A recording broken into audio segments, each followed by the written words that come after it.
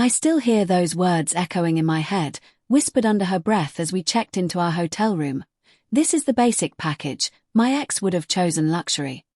It was supposed to be our dream vacation, but that one sentence cracked open a truth I never saw coming. My name is Tom, and I'm a teacher at a high school in a quiet town. I met Laura 2 years ago through an online dating app. She was a nurse, with this warm smile and stories about saving lives that made her seem like a hero. Our first date was simple, just pizza at a local spot, where we bonded over our love for old movies and weekend hikes. Things moved fast after that.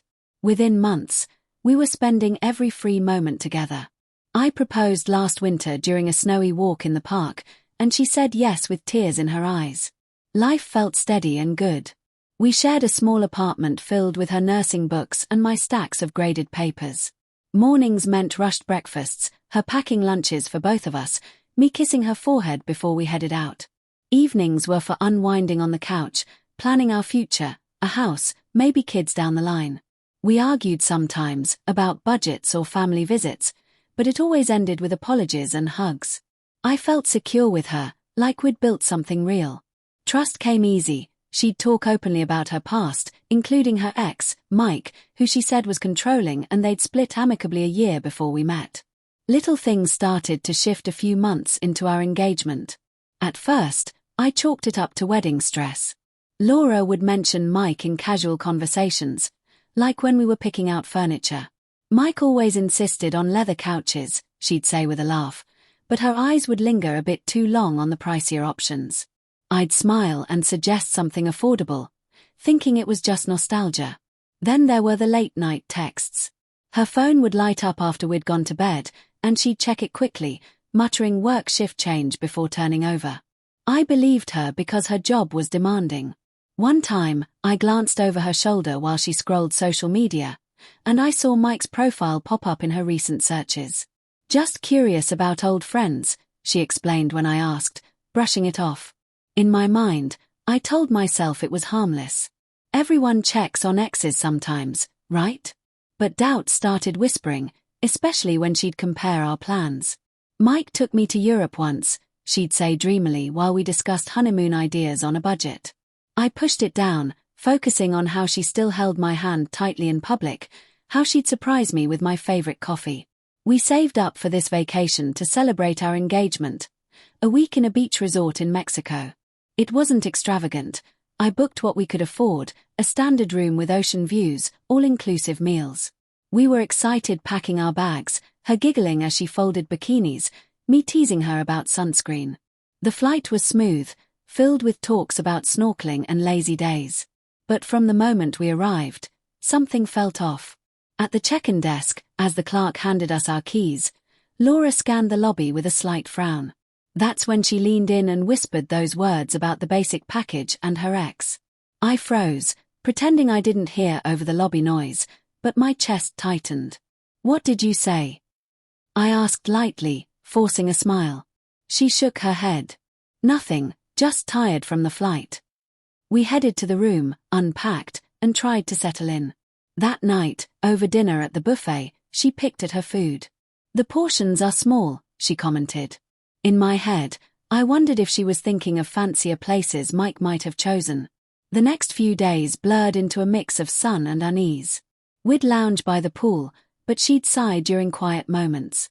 One afternoon, while I napped on the beach chair, her phone buzzed repeatedly. I woke to see her typing furiously, a small smile on her lips. "Who was that?" I asked casually. "A friend from work," she replied, tucking the phone away. But later, when she went to grab drinks, I couldn't resist. I picked up her phone, something I'd never done before, and saw the open chat. It was Mike. Messages going back weeks. "Miss our trips," he'd written. Her reply, "This one feels so ordinary. Remember that 5-star in Paris?" My world spun. Photos shared, flirty emojis, plans to meet when she got back. She was still in love with him, or at least the life he represented. When she returned with the drinks, I set the phone down, my hands shaking. We sat in silence for a bit, waves crashing nearby. Finally, I couldn't hold it. I saw the messages, Laura. With Mike. Her face went pale, the drink slipping from her fingers onto the sand. Tom, it's not, she started, but I cut her off. Not what? You're comparing our vacation to what he would have done. Planning to see him. Tears filled her eyes as she sat down. I didn't mean for it to go this far. Mike reached out a few months ago, said he missed me. Our life, it's nice, but it's not exciting. He promised luxury, adventure. I got scared about settling down. Her voice broke. I love you, but this feels safe, not thrilling. Anger surged through me, mixed with heartbreak. Safe. That's what we built. And you throw it away for memories of some guy who treated you badly. We argued right there on the beach, voices low but intense. She admitted the affair had restarted emotionally, a few secret meetings. I was going to end it before the wedding, she whispered. I stood up, sand sticking to my skin, feeling utterly betrayed. How had I missed this? The comparisons weren't innocent. They were regrets. We cut the vacation short, flying home in tense silence. Back in our apartment, I packed my things while she pleaded for forgiveness. We can work through this, she said, grabbing my arm. But the trust was gone, replaced by a hollow ache. I left that night, staying with a friend. The engagement ring? I mailed it back.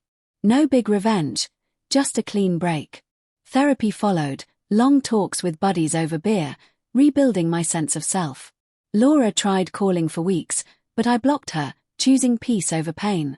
Months later, I heard through mutual friends she'd gone back to Mike, only for it to crash again. Me. I traveled solo to a mountain cabin, embracing simple joys. That whisper on vacation wasn't just words. It was the wake-up call I needed. Sometimes, love hides cracks until they're too wide to ignore. Listen closely, or you might miss the truth staring you in the face.